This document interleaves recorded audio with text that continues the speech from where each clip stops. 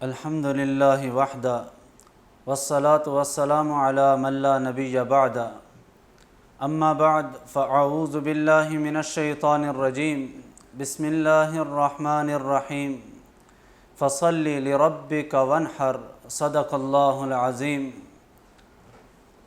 قابل قدر احترام معزز سامعین کرام، السلام علیکم ورحمۃ اللہ وبرکاتہ۔ ہماری آج کی اس نشست کا موضوع اور عنوان یہ ہے کہ منڈی میں ہم معاملات کیسے کریں گے۔ جانور خریدنا ہے قربانی کے لیے، تو اس سلسلے میں منڈی میں کون کون سے کام کرنے ہیں اور کیسے کرنے ہیں۔ چونکہ گزشتہ نشست میں ہم نے یہ باتیں سمجھی تھی کہ ہم نے منڈی جانے سے پہلے کون سے کام کرنے ہیں۔ اب جب منڈی پہنچ گئے ہیں تو منڈی پہنچنے کے بعد کون سے کام کرنے ہیں اور کیسے کرنے ہیں، اس سلسلے میں یہ نشست منعقد کی گئی ہے۔ چند باتیں ہیں، اگر ان کا خیال کر لیں گے تو انشاءاللہ اللہ تبارک و تعالیٰ کے ہاں بھی وہ باتیں ہماری قبول ہو جائیں گی، الٹا ہمیں اس کا ثواب بھی ملے گا۔ تو سب سے پہلی چیز، منڈی میں داخل کیسے ہوں۔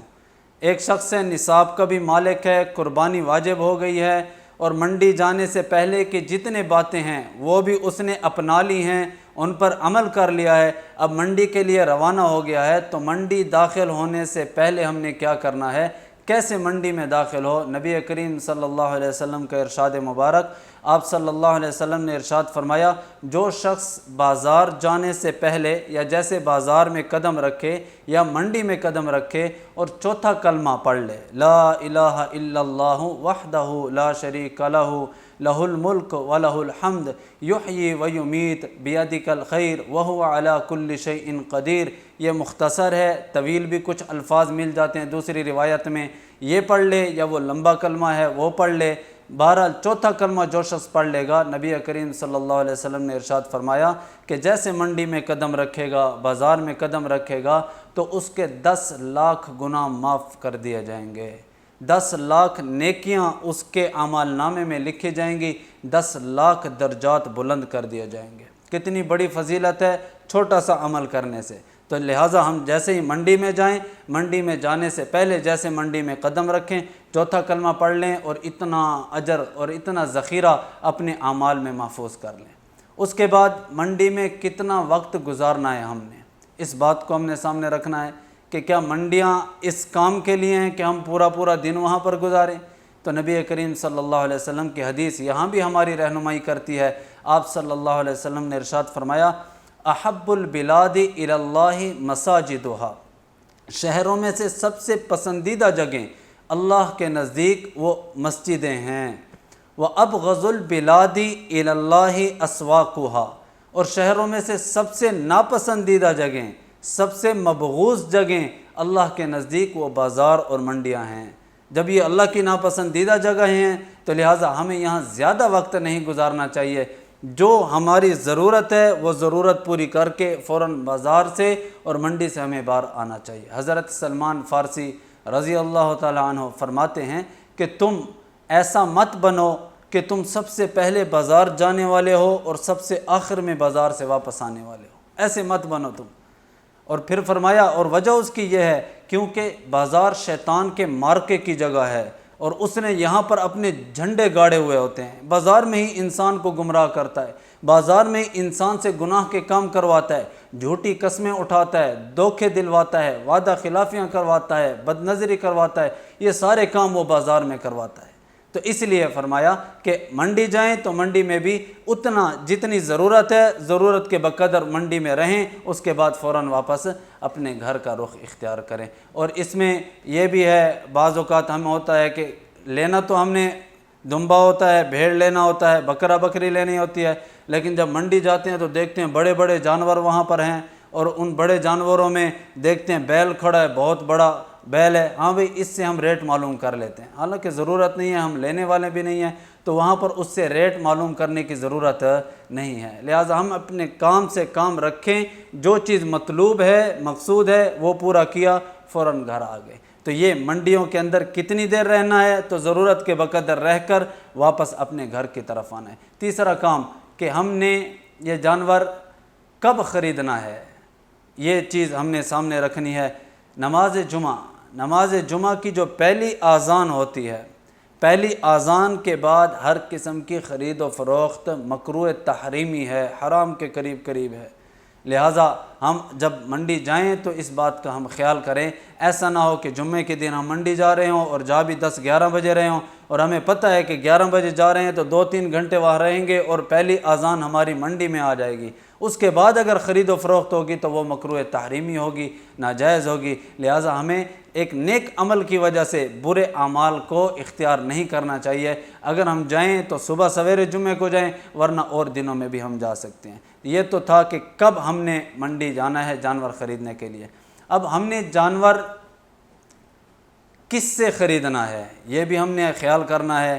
ایسا نہ ہو کہ وہ جانور چوری کا ہو، اور چوری کے جانور کے بارے میں نبی کریم صلی اللہ علیہ وسلم نے ارشاد فرمایا، جو شخص جانتے ہوئے کہ یہ جانور چوری کا ہے پھر بھی اس کو خرید لیتا ہے، وہ چور کے ساتھ اس گناہ میں شریک ہو جاتا ہے۔ لہٰذا چوری کی کوئی بھی چیز ہمارے لیے خریدنا جائز نہیں ہے، اور نہ ہم خریدیں۔ یہ نہ دیکھیں کہ یہ جانور بڑا سستا مل رہا ہے اور یہ معلوم ہو گیا کہ ہے چوری کا، مل بڑا سستا رہا ہے، اس سے خرید لیا، اس میں ہم گناہ گار ہو جائیں گے، پتہ نہیں قربانی بھی اللہ کے ہاں قبول ہوتی ہے یا نہیں ہوتی۔ تو تھوڑے سے پیسوں کی خاطر، تھوڑے سے روپے کی خاطر، تھوڑی سی جائیداد کی خاطر اپنی قربانی اور اپنے نیک اعمال ہم ضائع نہ کریں۔ یہ بات تھی کہ ہم نے کس سے خریدنا ہے، جانور خریدنا کیسے ہے۔ وہاں پر منڈی میں داخل ہو گئے تو ہم نے کیسے جانور خریدنا ہے، اس سلسلے میں چند باتیں ہم نے ذہن میں رکھنی ہیں۔ سب سے پہلی بات کہ نرمی اختیار کرنی ہے، اپنے حق کا مطالبہ کرنے میں، اپنے حق کا تقاضا کرنے میں بھی نرمی سے کام لینا ہے، بے جا سختی نہیں کرنی ہم نے۔ نبی کریم صلی اللہ علیہ وسلم کا ارشاد مبارک، آپ صلی اللہ علیہ وسلم نے فرمایا، جو اپنا حق وصول کرنے کے لیے بھی نرمی کرتا ہے، سختی نہیں کرتا، اس کے لیے مغفرت کا وعدہ ہے نبی کریم صلی اللہ علیہ وسلم۔ اور پچھلی امتوں کے اندر ایسا شخص گزر چکا ہے کہ جو اعمال کے اندر بڑا کمزور تھا، اللہ تعالیٰ کی عبادات میں بڑا کمزور تھا، لیکن ایک عمل اس کے اندر اچھا تھا، چونکہ تاجر تھا، مالدار تھا بڑا، تو جب لوگ اس سے قرض لے کر جاتے تھے تو جو امیر ہوتا قرض لینے والا، یہ اس سے مطالبہ کرتا، بھئی میرا قرض دے، وہ کہتا تھا ابھی تھوڑی سی تنگی ہے، تھوڑی سی مہلت دے دے، یہ اس کو مہلت دے دیتا تھا۔ غریب نے اس سے قرض لیا ہوتا تھا، وہ کہتا تھا ابھی میرے پاس موجود نہیں ہے، تو مجھے مہلت دے دے، یہ اس غریب کو معاف کر دیتا تھا۔ تو اپنے حق کو وصول کرنے میں نرمی کرتا تھا، اللہ تبارک و تعالیٰ نے اس صفت کی وجہ سے اس کی بخشش فرما دی۔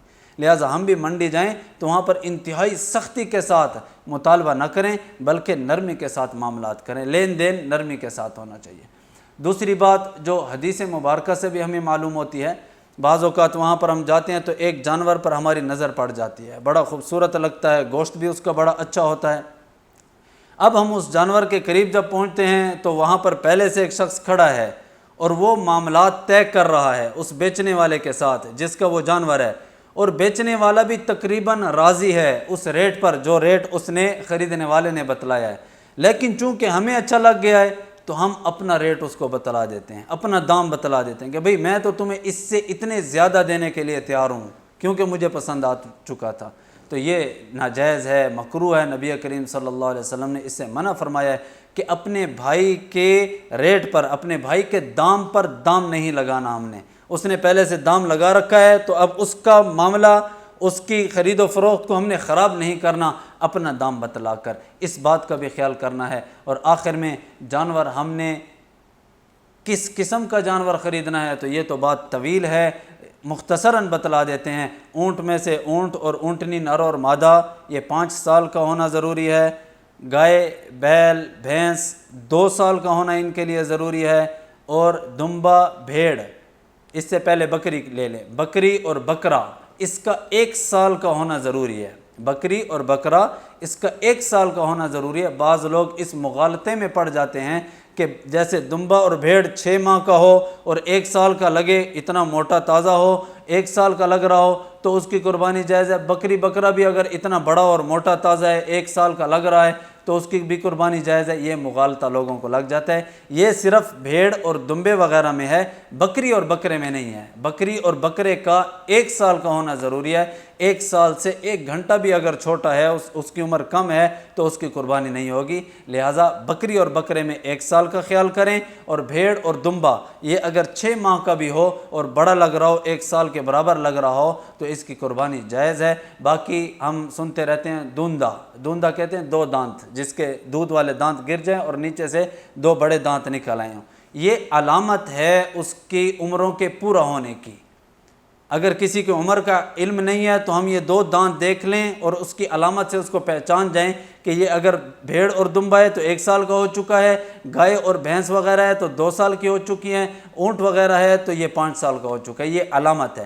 بعض اوقات ایسا ہوتا ہے کہ ان کی عمر تو پوری ہوتی ہے، مثلا بکری بکرا ہے وہ 1 سال کے ہو چکے ہیں، وہ 13 اور 14 ماہ کے ہو چکے ہیں، لیکن ابھی اس کے یہ 2 دانت نہیں نکلے، بڑے 2 دانت، دوندا نہیں ہوا، لیکن وہ آپ کا جاننے والا ہے، بالکل قریبی جاننے والا ہے، جس نے اسے گھر میں ہی پالا ہے، وہ کہتے ہیں میں نے خود پالا ہے، 3 سے 4 ماہ ہو چکے ہیں، 13 سے 14 مہینے اس کو ہو چکے ہیں، لیکن ابھی اس کے دانت نہیں نکلے، تو ہم نے عمر کا اعتبار کرنا ہے۔ اگر اس کو 1 سال پورا ہو چکا ہے تو اس بکری اور اس بکرے کی قربانی بھی جائز ہے، اگرچہ اس کے 2 بڑے دانت نہ نکلے ہوں۔ یہ منڈی کے اندر ان چیزوں کا خیال کرنا ہے، اور سب سے بڑی چیز جو منڈی کے اندر خیال کرنے کی ہے، پچھلی نشست میں بھی یہ بات ہوئی تھی، وہ نماز کا خیال کرنا ہے کہ ہم منڈی جا کر قربانی خریدیں اور ایسا نہ ہو کہ ہماری نماز قضا ہو جائے۔ اپنے کپڑوں کا خیال رکھنا ہے تاکہ اگر ادھر نماز کا وقت ہو جاتا ہے تو ہم اپنے کپڑوں کو چونکہ پاک صاف ہوں گے، قریب ہی مسجد ہوگی، مسجد میں جا کر نماز ادا کر سکیں۔